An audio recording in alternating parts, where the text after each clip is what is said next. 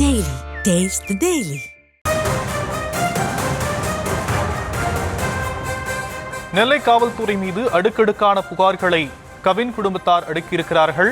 திமுக MP கனிமொழியிடம் அடுக்கடுக்கான புகார்களை கவின் குடும்பத்தார் தெரிவித்திருக்கிறார்கள். ஆறுதல் தெரிவிப்பதற்காக திமுக எம்பி கனிமொழி அங்கு சென்றிருந்த நிலையில் அவரிடம் அவருடைய பெற்றோர் தெரிவித்த அந்த புகார் தொடர்பான காட்சிகளை பார்க்கலாம். அது கூட நான் வந்து முழுக்க முழுக்க என் அம்மா அப்பா தான் காரணம். யாருமே காரணம்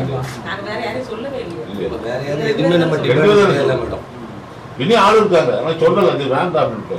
கேமரா மேல மாடியில் உள்ள கேமரா மட்டும் தான் எடுத்திருக்கு. கீழே உள்ள கேமரா ரெண்டு சிசி கேமரா காட்டவே மாட்டேன். முத்துப்பாட்டுக்கு ஒரு என்ன குடும்பப்படுத்துனாங்க. அவர் தான் முழு அவர் தான் பின்னணி தான். அதை கூட நாங்கள் விட்டுட்டோம்.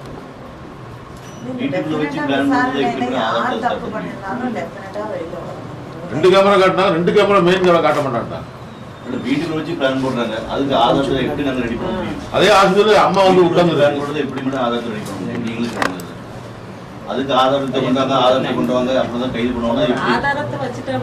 நாங்க வீட்டுக்குள்ளே பிளான் போடுறோம்னா அது எப்படி கண்டுபிடிக்க முடியும்? அவங்க போலீஸ் எப்படி எப்படி தப்பிங்கிறது கூட அவங்களுக்கு தெரியும். தெரிஞ்சு இருந்து அவங்கள கைது பண்ண மாட்டோம் அப்படின்னா என்ன அர்த்தம் தெரியல. அவங்களுக்கு யோசிப்பாங்க மாட்டோம். அடுத்த யோசிப்பாங்கல்ல. அப்ப நம்ம வெட்டிட்டோம் அப்படின்னா நம்ம தாய் தாப்ப எல்லாரும் பாதிக்கப்படுவாங்கன்னு தெரியுங்களா? எதுவுமே கிடையாது.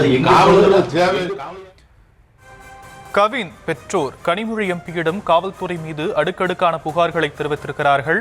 அவர்கள் காவல்துறையினர் என்பதால் எளிதாக தப்பிவிடுவார்கள் என்பது உள்ளிட்ட பல்வேறு புகார்களை எம்பியிடம் அவர் தெரிவித்திருக்கக்கூடிய நிலையில் விவரங்களை முடிய செய்தியாளர் முத்துராமன் வழங்க நாம் கேட்கலாம். முத்துராமன், கவினுடைய பெற்றோர் பல்வேறு குற்றச்சாட்டுகளையும் புகார்களையும் எம்பியிடம் வைத்திருக்கக்கூடிய நிலையில எம்பி இதற்கு என்னென்ன பதில்கள் சொல்லியிருக்கிறாங்க, நடவடிக்கை எடுக்கப்படும் அப்படின்னு சொல்லியிருக்கிறாங்களா?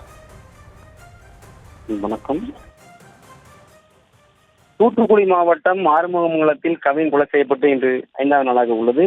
இன்று காலை தூத்துக்குடி எம்பி கனிமொழி அவர்கள் அவர்களுடைய பெற்றோரிடம் ஆறுதல் கூறினர்.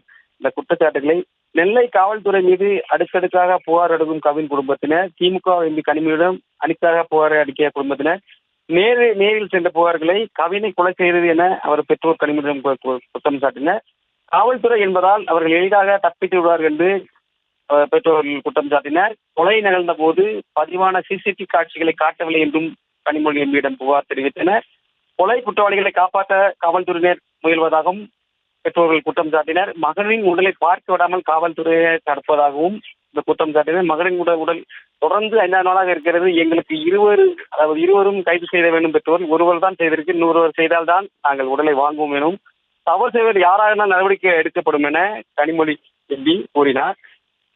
தொடர்ச்சியாக இந்த ஆமணை படுகொலை எதிராக நானும் நாடாளுமன்றத்தில் பேசியுள்ளேன். இது நாடு தழுவிய ஒரு பிரச்சனையாக உள்ளது. நேற்று திருமாவளவன் இது தொடர்பாக அமைச்சர்கள் சந்தித்து கோரிக்கை விடுத்தனர். விரைவில் ஆவண கொலைக்கு எதிரான சட்டம் நிறைவேற்றப்படும் என நம்புகிறேன் என கனிமொழி எம்பி கூறினார்.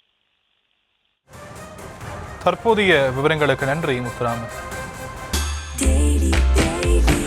Taste the Daily.